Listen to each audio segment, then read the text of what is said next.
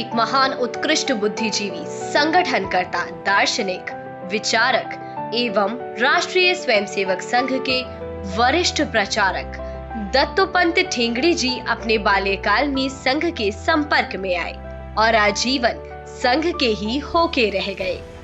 उन्होंने भारत के स्वतंत्रता आंदोलन में भाग लिया और हिंदुस्तान सोशलिस्ट रिपब्लिकन एसोसिएशन के सदस्य भी रहे।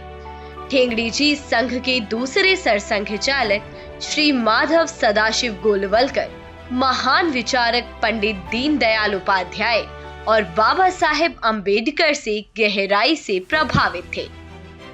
ठेंगड़ी जी 1942 में प्रचारक के रूप में संघ से जुड़े। उन्होंने 1942 से 44 के बीच केरल, 1945 से 47 में बंगाल और 1948 से 49 में असम में राष्ट्रीय स्वयंसेवक संघ के प्रचारक के रूप में कार्य किया। भारतीय मजदूर संघ, भारतीय किसान संघ, स्वदेशी जागरण मंच, सामाजिक समरसता मंच, सर्वपंथ समादार मंच और पर्यावरण मंच जैसे प्रसिद्ध संगठनों की स्थापना, मार्गदर्शन और पोषण में ठेंगड़ी जी ने महत्वपूर्ण भूमिका निभाई। ठेंगड़ी जी हमेशा समग्रता में विश्वास करते थे और राजनैतिक छुआछूत के विचार का खंडन भी। उन्होंने हिंदू धर्म और भारतीय दर्शन के मूल दर्शन को एक साथ बनाए रखते हुए विभिन्न क्षेत्रों के कई संगठनों के लिए विचार पथ का निर्माण किया। यह वही समय था जब ठेंगड़ी जी और डॉक्टर अंबेडकर एक दूसरे के साथ भारत का नव निर्माण कैसे हो, इसके लिए विचारों का आदान प्रदान कर रहे थे।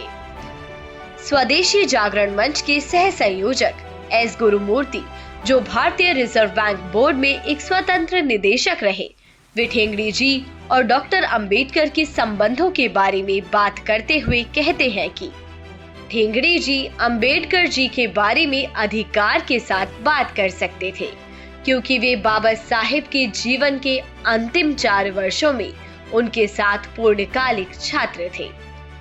वर्ष 1952 में आम चुनावों के दौरान जवाहरलाल नेहरू ने बाबा साहेब के खिलाफ उम्मीदवार खड़ा किया, लेकिन कम्युनिस्ट पार्टी के ए.के. गोपालन के खिलाफ उम्मीदवार नहीं खड़ा किया ताकि वह निर्विरोध जीते। जब डॉक्टर भीमराव अंबेडकर को यह जानकारी हुई, तब नेहरू की इस नीति से वे बहुत नाराज हुए और उन्हें दुख भी हुआ।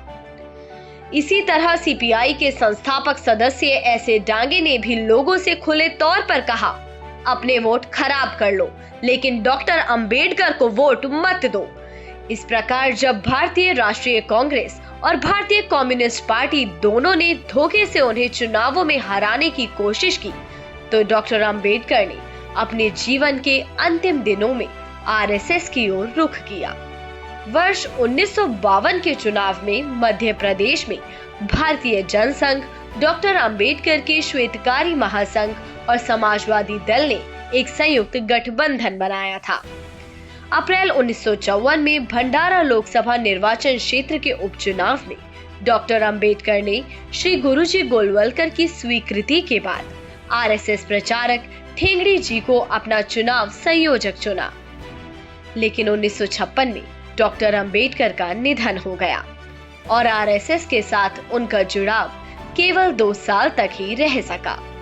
ठेंगड़ी जी की पुस्तक डॉक्टर अंबेडकर और सामाजिक क्रांति की यात्रा आरएसएस के साथ डॉक्टर अंबेडकर के घनिष्ठ संबंधों का वर्णन करती है। डॉक्टर अंबेडकर के सपने को साकार करने के लिए ठेंगड़ी जी ने समाज के बीच वर्षों तक लगातार कार्य किया और इसके परिणाम स्वरूप 1983 में सामाजिक समरसता मंच अस्तित्व में आया। डॉक्टर बाबा साहेब अम्बेडकर और दत्तोपंत ठेंगड़ी के मध्य विभिन्न विषयों पर चर्चाएं होती थी।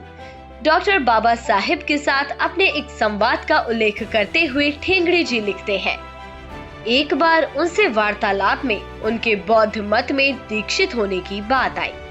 उन्होंने बात ध्यानपूर्वक सुनी और तब वे थोड़ा अधिक गंभीर और शांत भाव से बोले, तुम्हारे संस्कारों के कारण मैं तुम्हारी भावनाओं की व्याकुलता को भली भांति समझता हूँ। तुम्हारे हिंदू संगठन के कार्य से मैं भलीभांति परिचित एवं प्रभावित भी हूँ, परंतु हमें काल की गति को पहचानना होगा। मेरे जीवन का अब यह संध्या काल आ गया है। अपने जनमानस पर चारों ओर विदेशी विचारधाराओं का आक्रमण चल रहा है। इससे स्वदेशी जनमानस दिग्भ्रमित होने की पूरी संभावना है। राष्ट्र की मूल जीवन धारा से यहाँ के दलित समाज को अलग विधर्मी एवं विदेशाभिमुख बनाने का प्रयास जोरों से चल रहा है। यह गति प्रतिदिन बढ़ती जा रही है। यहाँ तक कि यहाँ का मान्यता प्राप्त नेतृत्व भी इस प्रवाह में बहने लगा है और अपने स्वार्थ की पूर्ति के लिए धर्मनिरपेक्षता, प्रगतिशीलता, उन्नति आदि नामों पर इसे बढ़ावा देने लगा है। इस सब परिस्थिति का लाभ साम्यवादी बड़े मजे से उठा रहे हैं। दूसरी ओर विरोध की बात तो अलग है। मेरे अनेक साथी कार्यकर्ता भी दरिद्रता, दीनता, असमानता, अस्पृश्यता आदि से चिढ़कर इसी प्रवाह में बहने को आतुर है। फिर सर्वसाधारण की बात क्या कहे। अतः इन्हें कोई न कोई नई दिशा मिलना आवश्यक है, जिससे वे राष्ट्र जीवन की मूलधारा से अलग न हो जावे, साथ ही अपने सामाजिक, आर्थिक, राजनीतिक जीवन में कुछ परिवर्तन लाने में भी समर्थ हो सके। इसी विचार से मैंने यह मार्ग चुना है। इस दृष्टि से श्रद्धेय बाबा साहिब ने आवश्यक सतर्कता भी बरती थी। दत्तोपंत जी ने डॉक्टर अंबेडकर के साथ व्यतीत किए समय में उनको बहुत ही नजदीक से जाना और समझा। इस आधार पर उन्होंने डॉक्टर अंबेडकर पर गंभीर लेखन भी किया। विशेष रूप से डॉक्टर अंबेडकर के सामाजिक संघर्ष को लेकर लिखी गई दत्तोपंत ठेंगड़ी जी की पुस्तक डॉक्टर अंबेडकर और सामाजिक क्रांति की यात्रा अत्यंत महत्वपूर्ण है, जो डॉक्टर अंबेडकर के ऐसे विचारों को समझने में अत्यंत सहायक है, जिसे लेकर स्वार्थी दलों के द्वारा भ्रम फैलाया जाता रहा है। राष्ट्र को समर्पित कर्मयोगी दत्तोपंत ठेंगड़ी जी को कोटि कोटि नमन है।